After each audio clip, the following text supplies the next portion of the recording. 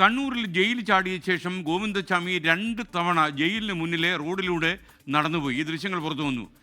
രാവിലെ 6 മണിയോടെ ആദ്യം ദിശ തെറ്റിപ്പോയത് തളിപ്പറമ്പ് ഭാഗത്തേക്ക്. ജയിലിന് മുന്നിൽ ദേശീയ പതാക ഉയർത്തുന്നത് രാവിലെ 6 മണിക്കാണ്. ഇനി നമുക്ക് ആ ദൃശ്യങ്ങളൊന്ന് കാണാം. ഗോവിന്ദച്ചാമിയുടെ വെലസൽ.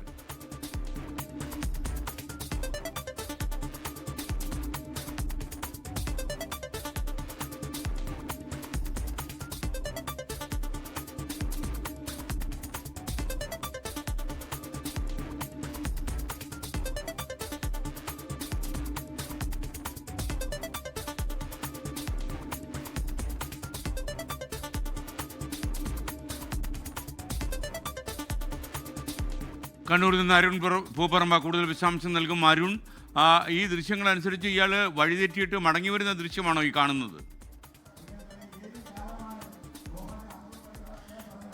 അതായത് ഗോവിന്ദച്ചാമി ജയിൽ ചാടുന്നത് പോലീസ് ഉൾപ്പെടെ അന്വേഷണത്തിൽ പറയുന്നത് ഏകദേശം ഒരു പുലർച്ചെ 4:30യോടെയാണ്. അതിനുശേഷം ആദ്യം ഇയാൾ ഈ ജയിൽ ചാടുന്ന മതിലുള്ള ഭാഗം കണ്ണൂർ നഗരത്തിലേക്കുള്ള ആ ഭാഗത്താണ് ഈ മതിൽ. അതായത് സെൻട്രൽ ജയിലിൻ്റെ തന്നെ കണ്ണൂർ ഭാഗത്തേക്കുള്ള ആ സൈഡിലാണ് ഇയാൾ ജയിൽ ചാടിയ മതിലുള്ളത്.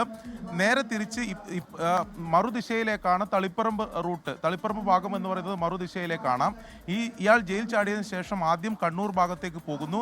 അതിനുശേഷം സെൻട്രൽ ജയിലിന് മുന്നിലൂടെ ഇയാൾ ദിശ തെറ്റി തളിപ്പറമ്പ് ഭാഗത്തേക്ക് പോകുന്നു. അതായത് പുതിയ തെരുവ് ഭാഗത്തേക്ക് പോകുന്നു. ആ പോകുന്ന ദൃശ്യങ്ങളാണ് ഇപ്പോൾ പുറത്തു വന്നിട്ടുള്ളത്. അതിൽ സമയമുള്ളത് 5:55-നാണ്. അതിനുശേഷം വീണ്ടും ഇയാൾ തിരിച്ച് കണ്ണൂർ സെൻട്രൽ ജയിലിൻ്റെ മുന്നിലൂടെ തിരിച്ച് ഈ പള്ളിക്കുന്ന് അതോടൊപ്പം തന്നെ നഗരപ്രദേശത്തിലേക്ക്, പ്രത്യേകിച്ച് ഇയാളെ പിടികൂടിയിട്ടുള്ള കണ്ണൂർ DCC ഓഫീസ് പരിസരം, അതായത് പള്ളിക്കുന്നിലെ DCC ഓഫീസ് പരിസരത്തുൾപ്പെടെ ഇയാൾ എത്തുന്നു. അങ്ങനെ 2 തവണ സെൻട്രൽ ജയിലിന് മുന്നിലൂടെ ഇയാൾ കടന്നു പോകുന്നു എന്നതാണ് ഏറ്റവും പ്രധാനപ്പെട്ട കാര്യം. പക്ഷേ ആ ഘട്ടത്തിലൊന്നും അവിടെ സുരക്ഷാ ഉദ്യോഗസ്ഥരുടെ ശ്രദ്ധയിൽ ഇയാളെ പെട്ടില്ല എന്നതുകൂടി കാണേണ്ടതുണ്ട്.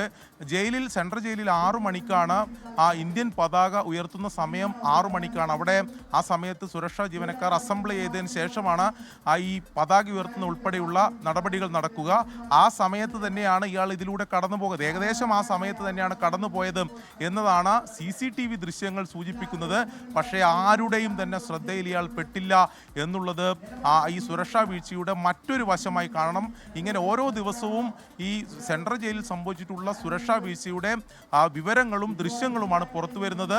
ഈ ദൃശ്യങ്ങൾ സൂചിപ്പിക്കുന്നത് ഇയാൾ ദിശ തെറ്റിപ്പോയത് തളിപ്പറമ്പ് ഭാഗത്തേക്കാണ്. വീണ്ടും അയാൾ തിരിച്ച് സെൻട്രൽ ജയിലിന് മുന്നിലൂടെ തന്നെയാണ് പള്ളിക്കുന്ന് നഗരപ്രദേശത്തിലേക്ക്, കണ്ണൂർ നഗരഭാഗത്തേക്ക് പോകുന്നത്. അങ്ങനെ 2 തവണയായി ഇയാൾ സെൻട്രൽ ജയിൽ ചാടിയതിനു ശേഷം സെൻട്രൽ ജയിലിന് മുന്നിലൂടെ കടന്നുപോയി എന്നതാണ് ഈ ദൃശ്യങ്ങൾ സൂചിപ്പിക്കുന്നത്. ഓക്കെ, അരുൺ പൂപ്പറമ്പയാണ് വിവരങ്ങൾ നൽകിയത്. ചാടിയ ജയിലിന് മുന്നിലൂടെ 2 തവണ പോയി എന്നൊക്കെ പറഞ്ഞിട്ടും ആരും ശ്രദ്ധിച്ചില്ല എന്നറിയുമ്പോൾ നമുക്കിതെല്ലാം അവിശ്വസനീയമായി തോന്നുകയാണ്. ലോകത്തെവിടെയായാലും ഏത് സമയത്തും 24 വാർത്തകളും ഓഗ്മെന്റഡ് റിയാലിറ്റി പാക്കേജുകളും എക്സ്പ്ലെയിനറുകളും വിശദമായി കാണാൻ ഞങ്ങളുടെ YouTube ചാനൽ നിങ്ങൾക്ക് സബ്സ്ക്രൈബ് ചെയ്യാം.